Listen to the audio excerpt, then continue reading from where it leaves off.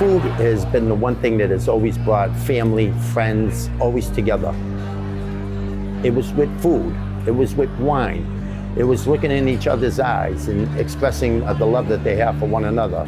It's children sitting at a table. It's the greatest thing of all. Now suspending flights to China. At the beginning, it was very scary. We watched the news day in and day out. I was addicted to all the different news channels. I was jumping back and forth from all the stations. Beijing confirms the first American death. Then it started happening, and you start saying, gee, are we gonna survive this? We'd heard whispers of this, I don't think we were saying pandemic yet. We were saying virus and... Imagine if it comes to the States and people won't be able to go to restaurants. And I sort of laughed. There's no way that would ever happen. You look to an industry like the restaurant business. And I was scared I was going to lose my home. I thought I was going to lose everything because the restaurant industry was that industry that was just being somewhat left out to dry in this whole situation. A year ago, people thought everyone was going to die. We didn't know what was going to happen. It was domino, and we all experienced that. There was no, there wasn't a long-term plan or even like a medium or short-term plan.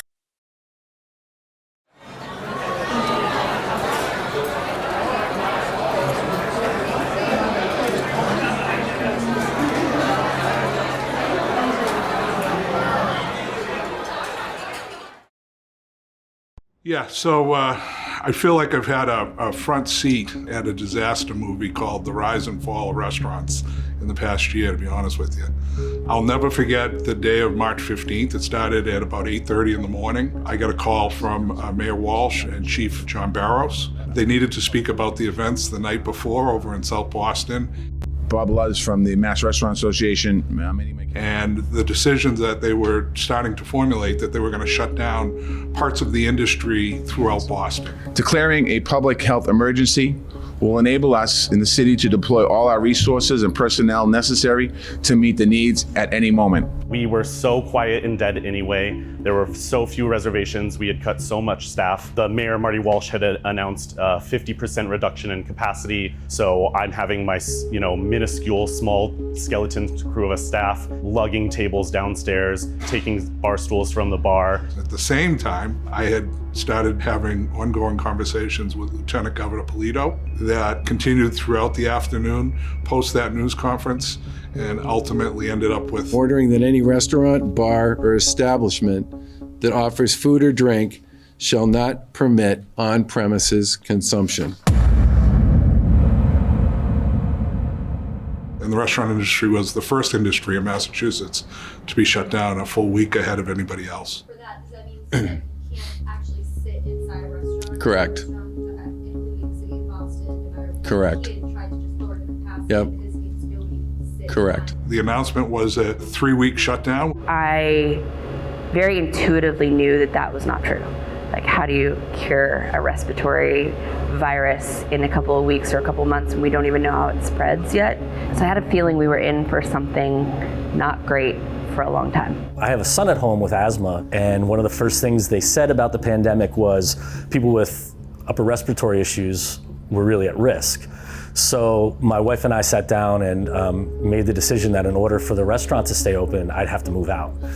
And I couldn't stay with someone else. There's no hotels nearby. Hotels were closed, actually. So I moved into the restaurant. I made a decision to move into the restaurant. I lived here for 85 days until more data started to come out. After our first month, my accountant and I had our first profit and loss phone call.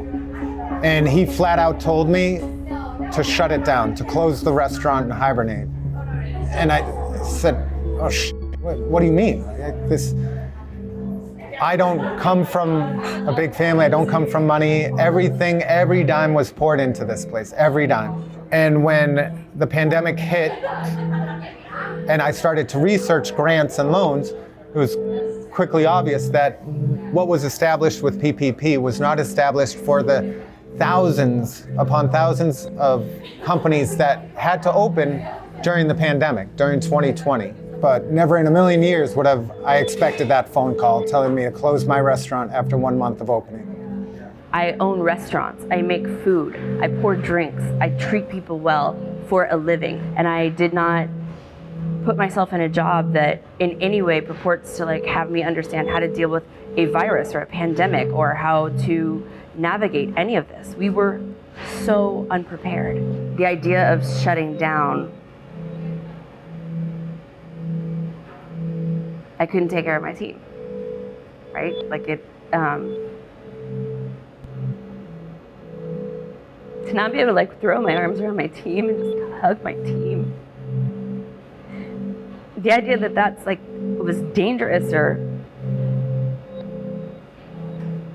I think as most restaurateurs, we sign up for the game of risk. We certainly didn't sign up for the game of COVID, but we signed up for the game of risk. So when, again, the pandemic first hit, I was like, well, you know, this is part of the game for me. Not a big deal. I'll manage, I'll deal, I'll maneuver, I'll have conversations with the people that I need to. The people that didn't sign up for this really are our staff at any level, whether it's a general manager to a dishwasher. As a general manager, you can't work from home. As a server, you can't work from home. So there weren't a lot of options for them, and there wasn't a lot of public assistance for that either. The first step was the hardest one. It was the staff. It was laying off our staff. Given where we are, our location, we're so close to a large venue. We have the TD Garden, so it hosts the Bruins, the Celtics. We had a Billie Eilish concert that same week. I could just see the less and less people feeling comfortable going out.